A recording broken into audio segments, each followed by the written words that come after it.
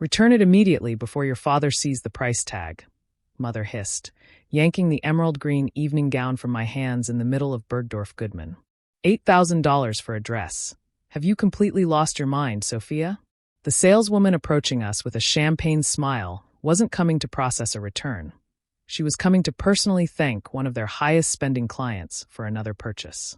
The Fifth Avenue flagship store hummed with its usual symphony of wealth, soft classical music, whispered conversations about trust funds, the rustle of tissue paper wrapping dreams.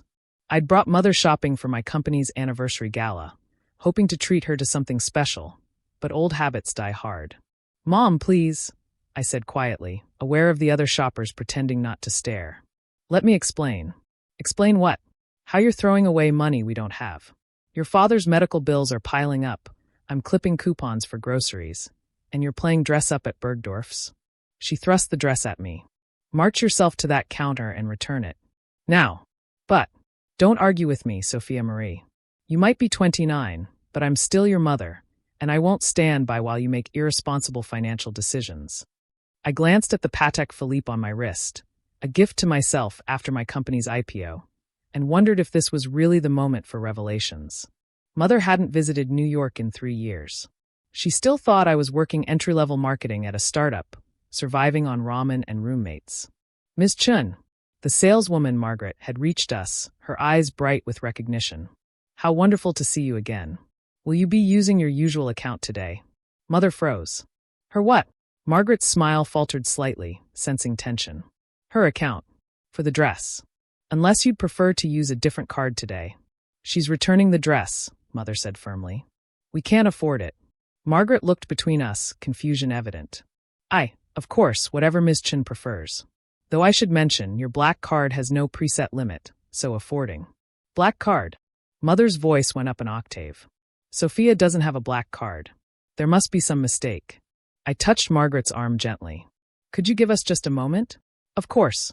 I'll be at the counter whenever you're ready." She retreated with professional grace. Mother turned on me, eyes narrowed. "What kind of scam are you running? Fake cards? Identity theft? I raised you better than this." "It's not fake, Mom. Those cards are invitation only. They're for billionaires, celebrities, people who spend more in a month than we see in a decade." "I know. Then how?" She stopped, studying my face. "Sophia, what aren't you telling me?" I took a breath. Around us, the normal ballet of luxury retail continued. Women examining $30,000 handbags like they were choosing apples, teenagers trying on shoes that cost more than most cars. This had become my world, though I'd never quite lost the ability to see it through my mother's eyes. "Remember that startup I joined 5 years ago?" I began. "The one your father said would fail? Something about logistics. Supply chain optimization. We created an AI platform that predicts and prevents disruptions in global shipping." "Computers and boats," she said dismissively. "I still don't understand what you actually do." "I wrote the algorithm that saved companies $300 billion in prevented losses last year." She blinked. "That's nice, dear. But about this card." "Mom, I founded the company." "Co-founded, technically, but I wrote the core technology." "You founded it?" "With 2 classmates from Stanford. We started in a garage, lived on instant noodles, worked 20-hour days. Classic Silicon Valley story. But you said you were doing entry-level marketing. That was the first 6 months. Before we got funding. Before the algorithm worked. Before Microsoft tried to buy us." "Microsoft?" Her voice was faint now. "We turned them down. Went public instead. The IPO valued us at $8.7 billion. Mother sat down heavily on one of the store's velvet ottomans. "Billion. With AB. With AB. And you own?" 23%. After dilution from investor rounds. I watched her do the math, saw her face go pale as she reached the conclusion. "That would make you worth, on paper, about $2 billion. Though most of it's tied up in stock I can't sell yet. The liquid assets are much less. Only about $200 million. Only," she repeated weakly. "Only $200 million. Plus the real estate, but that's mostly investments." "Real estate. Plural. The penthouse here in Manhattan, a place in San Francisco, the house in Tokyo for when I visit our Asian offices. And I bought back Grandma's old farmhouse in Iowa. Had it restored. The farmhouse we lost in the foreclosure? That's the one. It's a bed and breakfast now. The manager says it's booked solid through next year. Mother was staring at me like I'd grown a second head. How long? How long have you been? Wealthy. About 3 years. Successful? 4. The company took off faster than we expected. And you didn't tell us? I tried. Remember Christmas 2 years ago? I mentioned the funding round, the expansion, the awards. Dad said it sounded like tech bubble nonsense, and changed the subject to my cousin's accounting job. That's different. Thanksgiving last year? I brought up the IPO plans. You told me not to get my hopes up, that most startups fail. We were trying to protect you from disappointment. I know, but somewhere along the way, it became easier to let you believe I was struggling than to convince you I wasn't. Margaret reappeared, hovering politely. Miss Chin, the dress. Mother looked at the gown in my hands. Emerald green silk that would complement her eyes perfectly. $8,000? $8,400 plus tax, Margaret confirmed. That's obscene. That's Tuesday, I said gently. Mom, I donated $50 million to charity last year. $8,000 for a dress that makes you happy? That's nothing. $50 million? She gripped the ottoman. The hospital that treated Dad. They have a new cancer wing now. The Chin Family Oncology Center. That was you? That was me. But we thought it was some other Chin family. Someone important. Ouch! I didn't mean, she stopped, tears forming. Sophia, we almost lost the house paying for his treatment. We're still paying off the bills. And you just wrote a check. Several checks. Also set up a fund for other families in similar situations. No one should lose their home because they got sick. Why didn't you tell us? We've been so worried about money, so careful about every penny. Because every time I tried to help directly, you and Dad insisted on doing things yourselves. Remember when I offered to pay for his medications? You said taking money from me would make you failures as parents. That was before we knew you had money. So your pride has a price point. She flinched. That's not fair. Isn't it? When you thought I was poor, taking $20 for gas was unthinkable. Now that you know I'm rich, you'd accept what? A house. A car? How much money do I need before my help isn't charity? Sophia, I'm not angry, Mom. Just tired of the dance. I've been sending you money anyway. Dad's hospital bills that mysteriously got reduced. That was me. The scholarship that covered my nephew's tuition? Also me. The grocery store gift cards that kept appearing in your mailbox? Me. The anonymous donor. Usually is someone you know. Someone who loves you but respects your pride too much to make it obvious. She was crying openly now. Margaret discreetly produced tissues from somewhere, the consummate professional. We struggled so much, Mother whispered. Your father working 2 jobs, me taking in sewing, you wearing hand-me-downs to school. And now you're here, shopping at Bergdorf's with a black card like it's nothing. It is nothing, comparatively. But also everything. Every designer dress I buy. I remember the ones you made me from clearance fabric. Every expensive meal. I think about the meals you skipped so we could eat. Is that why you still shop at Target sometimes? Your cousin sent me photos. Said it was embarrassing, seeing you there. I shop at Target because they have good basics, and I don't need a $500 t-shirt to feel valuable. Also, their popcorn reminds me of Saturday afternoons with you. She laughed through her tears, then looked at the dress again. $8,000.